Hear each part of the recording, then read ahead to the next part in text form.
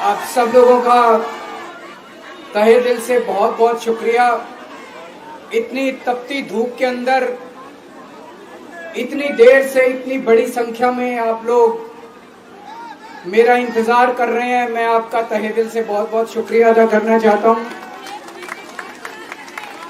जितने लोग इस वक्त टीवी में देख रहे हैं उन सब दर्शकों का भी मैं तहे दिल से शुक्रिया अदा करना चाहता हूं। सबको मेरा नमस्कार, सबको मेरा प्रणाम। दोस्तों, सीधा जेल से मैं आप लोगों के बीच में आ रहा हूं।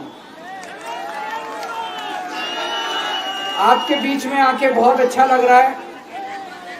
50 दिन के बाद अभी मैं, मेरी पत्नी भगवंत मान साहब, हम लोग कनॉट प्लेस में हनुमान मंदिर में गए थे। हनुमान जी का आशीर्वाद लिया, उनके दर्शन किए। फिर शिव जी के मंदिर गए, शनि जी महाराज के पास गए, उनका सबका आशीर्वाद लिया। बजरंगबली की खूब कृपा है हमारे ऊपर, हमारी पार्टी के ऊपर, देशवासियों के ऊपर। उन्हीं की कृपा से आज अचानक मैं आप लोगों के बीच में हूं। नहीं तो किसी को उम्मीद नहीं थी कि चुनाव के बीच में मैं जेल से बाहर आ जाऊंगा। लेकिन ऊपर बजरंगबली की कृपा है, हनुमान जी की कृपा है हम लोगों के ऊपर, और चमत्कार हुआ और आज मैं आप लोगों के बीच में हूं। दोस्तों, हमारी आम आदमी पार्टी एक छोटी सी पार्टी है, 2 राज्यों के अंदर है, अभी 10 साल पुरानी पार्टी है। हमारी पार्टी को कुचलने में, खत्म करने में प्रधानमंत्री जी ने कोई कसर नहीं छोड़ी। एक साथ हमारी पार्टी के 4 टॉप के नेता जेल भेज दिए एक साथ। अरविंद केजरीवाल, मनीष सिसोदिया, संजय सिंह, सतेंद्र जैन। बड़ी बड़ी पार्टियों के अगर 4 टॉप के नेता जेल चले जाएं, पार्टी खत्म हो जाती है। आम आदमी पार्टी के 4 टॉप के नेता इन्होंने जेल भेज दिया। उन्होंने सोचा कि पार्टी खत्म हो जाएगी, लेकिन ये पार्टी नहीं है, ये एक सोच है। जितना ये खत्म करना चाहते हैं उतना ये बढ़ती जाती है, उतना ये बढ़ती जाती है। ये क्रश करना चाहते हैं प्रधानमंत्री जी आम आदमी पार्टी को। जो लोग मोदी जी से मिलने जाते हैं, वो कई लोग हमें भी जानते हैं, वो बाहर आके हमें बताते हैं कि आपके बारे में सबसे पहले मोदी जी से जो भी मिलने जाता है, सबसे पहले वो केजरीवाल की और आम आदमी पार्टी की 10 से 15 मिनट बात करते हैं। उनको कहते हैं कि आने वाले समय के अंदर आम आदमी पार्टी ही देश को भविष्य देने वाली है। वो खुद भी मानते हैं। इसीलिए वो चाहते हैं कि आज ही आम आदमी पार्टी को बढ़ने से रोका जाए, इनको कुचल दिया जाए। ये तानाशाही है। अगर उनको लगता है कि आम आदमी पार्टी आने वाले समय में बीजेपी को चैलेंज देने वाली है, आप अच्छे काम करो, आप देश को भविष्य दो। आज आपकी सरकार है केंद्र के अंदर, आप देश के लिए काम करोगे, आम आदमी पार्टी को कोई पूछेगा ही नहीं। लेकिन आप कुछ काम नहीं करो और आम आदमी पार्टी को कुचल दो, ये जनतंत्र नहीं है, ये इस देश की जनता पसंद नहीं करती। इन्होंने आम आदमी पार्टी को कुचलने में कोई कसर नहीं छोड़ी। छोटे से लोग हैं हम लोग, छोटी सी पार्टी है। 75 साल के अंदर इस कदर किसी पार्टी को और उसके नेताओं को प्रताड़ित नहीं किया गया जिस तरह से प्रधानमंत्री मोदी जी ने आम आदमी पार्टी को प्रताड़ित करने की कोशिश की है। मेरे को इन्होंने जेल भेज दिया। प्रधानमंत्री जी कह रहे हैं मैं भ्रष्टाचार से लड़ रहा हूं। देश के सबसे बड़े चोर, उचक्के और डकैतों को उन्होंने अपनी पार्टी में शामिल कर लिया। जिन लोगों को 10 दिन पहले मोदी जी कहते थे 70,000 करोड़ का इसने घोटाला कर दिया, थोड़े दिन के बाद उसी आदमी को अपनी पार्टी में शामिल करके किसी को डिप्टी सीएम बना देते हैं, किसी को मंत्री बना देते हैं और उनके सारे ईडी और सीबीआई के मामले खत्म कर देते हैं और कहते हैं मैं भ्रष्टाचार से लड़ रहा हूं। मैं मोदी जी को कहना चाहता हूं, भ्रष्टाचार से अगर लड़ाई लड़नी है तो केजरीवाल से सीखो। प्रधानमंत्री जी, भ्रष्टाचार के खिलाफ लड़ाई केजरीवाल ने लड़ी है। 2015 में जब दिल्ली में हमारी सरकार बनी थी, हमारे एक मंत्री का एक ऑडियो मेरे पास किसी ने व्हाट्सएप कर दिया। उस ऑडियो में मेरा मंत्री किसी दुकान वाले से 5 लाख रुपए मांग रहा था। किसी मीडिया वाले को नहीं पता था, विपक्ष को नहीं पता था। आप लोगों को याद होगा, मैंने अपने खुद मंत्री को सीबीआई के हवाले कर दिया, जेल भेज दिया था अपने मंत्री को। ये होती है भ्रष्टाचार के खिलाफ लड़ाई। पंजाब के अंदर मेरा एक मंत्री भ्रष्टाचार में, मेरे को पता चला कि वो पैसे मांग रहा है। वहां पे मान साहब ने उसको, किसी को भी, विपक्ष को नहीं पता था, मीडिया को नहीं पता था, हमने अपने मंत्री को उठा के जेल में भेज दिया। तुम देश के सारे चोर उचक्के डकैतों को अपनी पार्टी में शामिल कर लो और केजरीवाल को जेल भेज दो और कहो मैं भ्रष्टाचार के खिलाफ लड़ रहा हूं। तो आप भ्रष्टाचार के खिलाफ नहीं लड़ रहे प्रधानमंत्री जी। आप देशवासियों को बेवकूफ मत समझो। देश बच्चे बच्चे की जुबान के ऊपर हो रहा है कि सारे चोर चक्कों को अपनी पार्टी में शामिल करके और ईडी और सीबीआई के सारे केस उनके रफा दफा कर दे। केजरीवाल को क्यों गिरफ्तार किया? केजरीवाल को गिरफ्तार करके उन्होंने एक मैसेज दिया है सारे देश को कि अगर मैं केजरीवाल को गिरफ्तार कर सकता हूं तो किसी को भी गिरफ्तार कर सकता हूं। कोई केस नहीं होगा, कोई मामला नहीं होगा, तब भी मैं तुमको गिरफ्तार कर सकता हूं। एक बेहद खतरनाक मिशन चालू किया हुआ है प्रधानमंत्री जी ने, बहुत ही खतरनाक। देशवासियों को यह समझने की, अब जब मैं बोलने जा रहा हूं, समझने की जरूरत है। उस मिशन का नाम है वन नेशन वन लीडर। देश के सारे नेताओं को खत्म करना चाहते हैं मोदी जी, और इसको 2 स्तर के ऊपर इस मिशन को चला रहे हैं। जितने विपक्ष के नेता हैं उनको जेल भेजेंगे और जितने बीजेपी के नेता हैं उनको सबको निपटा देंगे, उनकी राजनीति खत्म करते जाएंगे, उनको सबको निपटाते जाएंगे। विपक्ष के अंदर आज इन्होंने मनीष सिसोदिया को जेल भेज दिया, संजय सिंह को जेल भेज दिया, सत्येंद्र जैन को जेल भेज दिया, केजरीवाल को जेल भेज दिया, हेमंत सोरेन को जेल भेज दिया, ममता दीदी के कई मंत्रियों को जेल भेज दिया, स्टालिन के कई मंत्रियों को जेल भेज दिया, केरला के सीएम के पीछे पड़े हैं। अगर ये चुनाव जीत गए, मेरे से लिखवा लो एफिडेविट के ऊपर, थोड़े दिन के बाद ममता दीदी जेल में होंगी, तेजस्वी यादव जेल में होगा, स्टालिन साहब जेल के अंदर होंगे, पिनरई विजयन जेल के अंदर होंगे, उद्धव ठाकरे जेल के अंदर होंगे, जितने विपक्ष के नेता ये सारे जेल के अंदर होंगे। अगर ये चुनाव जीत गए, इन्होंने बीजेपी का एक नेता नहीं छोड़ा। आडवाणी जी की राजनीति खत्म कर दी इन्होंने, मुरली मनोहर जोशी की राजनीति खत्म कर दी, सुमित्रा महाजन की, शिवराज सिंह चौहान जिसने मध्य प्रदेश का चुनाव जीत के दिया इन लोगों ने, शिवराज सिंह चौहान ने उसको मुख्यमंत्री नहीं बनाया, उसकी राजनीति खत्म कर दी। वसुंधरा राजे की राजनीति खत्म कर दी इन्होंने, खट्टर साहब की राजनीति खत्म कर दी, डॉक्टर रमन सिंह की राजनीति खत्म कर दी। अब अगला किसका नंबर है? योगी आदित्यनाथ। अगर ये चुनाव जीत गए, मेरे से लिखवा लो, 2 महीने के अंदर उत्तर प्रदेश का मुख्यमंत्री बदल देंगे। योगी आदित्यनाथ की राजनीति खत्म करेंगे, उनको भी निपटा देंगे। यही तानाशाही है दोस्तों। वन नेशन वन लीडर ये चाहते हैं, एक ही तानाशाह इस देश के अंदर बचेगा, एक ही तानाशाह इस देश के अंदर बचेगा। हमारा देश बहुत महान है, 4000 5000 साल पुराना हमारा देश है। इसके पहले पिछले 4000 साल में कई मौके आए जब इस देश के ऊपर तानाशाहों ने कब्जा करने की कोशिश की, लेकिन हमारे देश के लोगों ने उन तानाशाहों का तख्ता उखाड़ के फेंक दिया। जब जब हमारे देश में ऐसा मौका आया कि तानाशाह ने हमारे देश के ऊपर कब्जा करने की कोशिश की, इस देश की जनता ने उसका तख्ता उखाड़ के फेंक दिया। आज एक तानाशाह इस देश से जनतंत्र खत्म करना चाहता है। आज एक तानाशाह इस देश से लोकशाही खत्म करना चाहता है। मैं पूरे तन मन धन से लड़ रहा हूं, संघर्ष कर रहा हूं उस तानाशाह के खिलाफ। 140 करोड़ लोगों का साथ चाहता हूं मैं। मेरे अकेले के करने से नहीं होगा।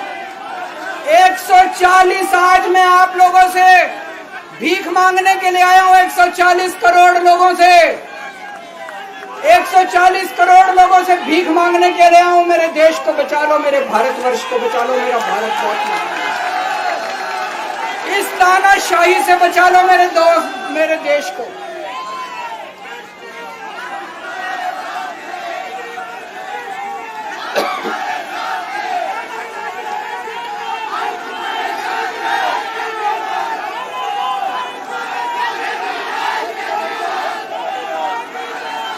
मैं सुप्रीम कोर्ट का बहुत बहुत शुक्रिया अदा करना चाहता हूं। उन्होंने 21 दिन दिए हैं, एक एक दिन में 24 घंटे हैं। मैं एक दिन में 24 में से 36 घंटे काम करूंगा। पूरे देश भर में घूमूंगा इस तानाशाही को रोकने के लिए। दोस्तों, जितनी मेरे अंदर ताकत है, मेरा सब कुछ कुर्बान है देश के लिए। मेरा तन मन धन सब कुछ कुर्बान है मेरे देश के लिए। मेरे खून का एक एक कतरा मेरे देश के लिए, मेरे शरीर का एक एक कतरा, मेरी जिंदगी का एक एक पल मेरे देश के लिए। मेरे देश को बचाने के लिए मैं पूरे देश में जाऊंगा। दोस्तों, अब एक बहुत महत्वपूर्ण बात करने जा रहा हूं, उसको ध्यान से सुनना।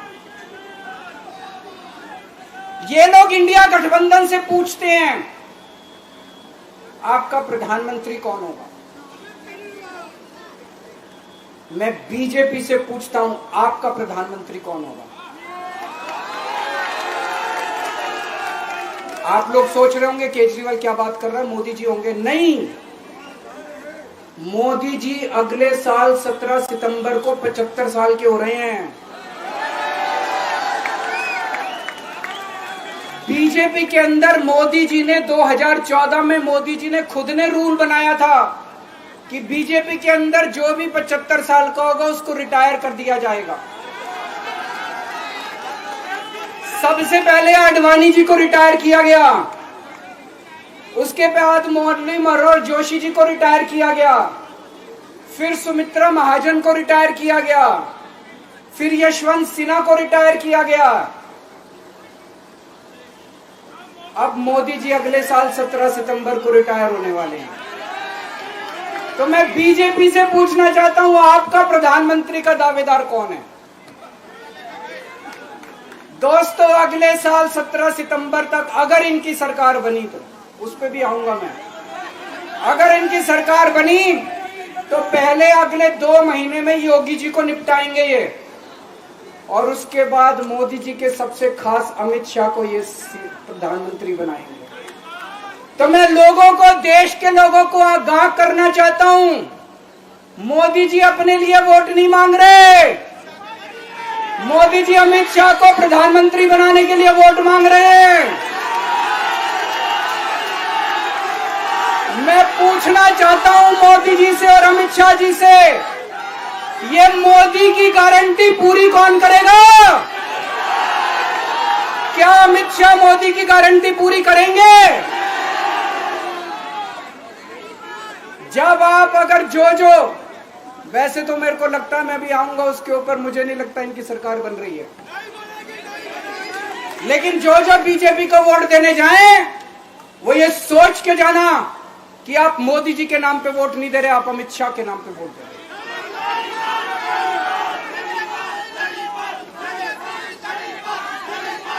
अब एक खुशखबरी है आप लोगों के लिए, अब एक खुशखबरी है। सबको बता देना जो मैंने बातें कही है बड़ी सोच समझ के कही है।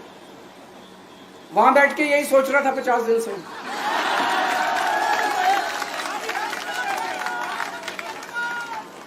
दोस्तों, पूरे देश के मेरे को बाहर निकले हुए 20 घंटे हो गए। इन 20 घंटों के अंदर भी मैंने रात भर में जनता से बात कर रहा था, लोगों से फोन कर रहा था।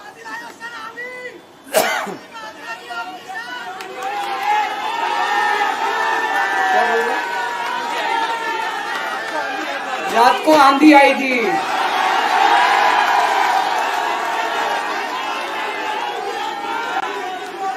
पिछले 20 घंटे में मैंने जो बातचीत करी है, कई बड़े बड़े एक्सपर्ट से बात की, चुनाव विश्लेषकों से बात की, सेफोलॉजिस्ट से बात की, जनता से बात की, फोन पे लोगों से। मेरा अपना आकलन है कि 4 जून के बाद इनकी सरकार नहीं बन रही, मोदी सरकार नहीं बन रही। दोस्तों, अगर मैं गलत हूं तो मेरे को बताना। हरियाणा में इनकी सीट कम हो रही है, राजस्थान में कम हो रही है, कर्नाटक में कम हो रही है, दिल्ली में कम हो रही है, बिहार में कम हो रही है, महाराष्ट्र में कम हो रही है, कर्नाटक में कम हो रही है, बंगाल में कम हो रही है, झारखंड में कम हो रही है। बढ़ कहां रही है? यूपी में कम हो रही है, बढ़ कहां रही है? बड़े एक भी जगह इनकी सीटें नहीं बढ़ रही हैं। मेरा अपना मानना है, और सट्टा बाजार में भी जो चल रहा है, इनकी 220 से 230 के बीच में सीट आ रही है, उससे ज्यादा सीट नहीं आ रही। मोदी सरकार नहीं बन रही है, केंद्र में इंडिया गठबंधन की सरकार बन रही है। आम आदमी पार्टी उस सरकार का हिस्सा होगी। दिल्ली को पूर्ण राज्य दिलाएंगे। दिल्ली का एलजी लोगों का एलजी होगा, दिल्ली का एलजी दिल्ली वालों का एलजी होगा। गुजरात से आया हुआ है अभी। दिल्ली के लोगों का एलजी होगा, दिल्ली के लोगों का विकास होगा। एक और पॉइंट है, जब मैं जेल के अंदर था तो कुछ लोगों ने यह मुद्दा उठाया, केजरीवाल सीएम पद से इस्तीफा क्यों नहीं देता। दोस्तों, केजरीवाल को कभी किसी पद का लालच नहीं हुआ। मैं आप मंत्री, मुख्यमंत्री, प्रधानमंत्री ये सब बनने नहीं आया। इनकम टैक्स में कमिश्नर की नौकरी करता था। कमिश्नर की नौकरी छोड़ के दिल्ली की झुग्गियों के अंदर 1 नहीं, 2 नहीं, 3 नहीं, 10 साल तक मैंने दिल्ली की झुग्गियों के अंदर काम किया है, सुंदर नगरी और नंद नगरी की झुग्गियों के अंदर। इनकम टैक्स कमिश्नर की नौकरी छोड़ के जब मेरे को दिल्ली की जनता ने पहली बार सीएम बनाया, असूलों के ऊपर 49 दिन के अंदर सीएम पद से इस्तीफा दे दिया था। एक चपरासी की नौकरी कोई नहीं छोड़ता। सीएम बनने के लिए लोग अपना दायां हाथ कटाने के लिए तैयार होते हैं। मैंने खुद से अपने आप सीएम की कुर्सी को लात मार दी थी 49 दिन के अंदर। मेरे लिए सीएम पद इंपॉर्टेंट नहीं है। आज मैंने सीएम पद से इस्तीफा क्यों नहीं दिया जेल जाने के बाद? दोस्तों, पिछले 75 साल में भारतवर्ष में इतने राज्यों के चुनाव हुए, इतने राज्यों के चुनाव हुए, दिल्ली के अंदर सबसे ऐतिहासिक बहुमत से आम आदमी पार्टी जीती। 55-56% वोट, एक बार 67 सीट, एक बार 62 सीट। इतने भारी बहुमत से आज तक कोई राज्य की सरकार 75 साल में नहीं जीती। इतने भारी बहुमत से जीतने के बावजूद झूठा केस, अब उनको पता है वो हमें हरा नहीं सकते दिल्ली के अंदर। उन्हें पता है अगले 20 साल तक दिल्ली में आम आदमी पार्टी को कोई नहीं हरा सकता। तो उन्होंने एक षड्यंत्र रचा, राजनीतिक षड्यंत्र रचा। केजरीवाल को झूठे केस में जेल भेज दो, केजरीवाल को इस्तीफा देना पड़ेगा, केजरीवाल की सरकार गिर जाएगी। उन्होंने ये षड्यंत्र रचा। मैंने कहा मैं भी इस्तीफा नहीं दूंगा। तुम अगर जनतंत्र को जेल में कैद करोगे तो जनतंत्र जेल से चला के दिखाएंगे। दोस्तों, सरकार भी जेल से चला के दिखाएंगे। कतई इस्तीफा, तुम्हारे ट्रैप में फंसने वाले नहीं हम। ये अगर हेमंत सोरेन साहब को भी इस्तीफा नहीं देना चाहिए था, जेल से सरकार चलानी चाहिए। अगर हमने इस्तीफा दे दिया, ये तो बड़ा अच्छा इनके लिए। जिस राज्य के अंदर ये चुनाव हारेंगे उसके मुख्यमंत्री को पकड़ के जेल में डाल दो, सरकार गिरा दो। उसके मुख्यमंत्री को पकड़ के जेल में डाल दो, सरकार। आज मैं अगर दिल्ली की जेल के अंदर रह के दिल्ली की जेल से इस्तीफा नहीं दे रहा, वो इस तानाशाही के खिलाफ संघर्ष कर रहा हूं, इसको समझ लेना। केजरीवाल को किसी पद का लालच नहीं है। सीएम तो 100 सीएम की कुर्सी देश के नाम कुर्बान हो गई। मुझे पता चला, मेरे जेल जाने से बहुत लोग भावुक हुए, खासकर मेरी माँ, बहनें, महिलाएं बहुत रोई, कईयों ने बहुत मन्नतें मांगी। मैं सबका बहुत बहुत शुक्रिया अदा करना चाहता हूं, जिन लोगों ने अपनी दुआएं, करोड़ों करोड़ों लोगों ने अपनी दुआएं भेजी हैं। पूरी दुनिया भर से करोड़ों लोगों ने दुआएं भेजी। उन्हीं के आशीर्वाद का कमाल है कि आज मैं आप लोगों के बीच में हूं। आप लोग सब लोग सुखी रहें, देश खूब तरक्की करे, फले फूले, आप सब लोग खूब खुश रहें, ऐसी मेरी प्रभु से इच्छा है। भारत माता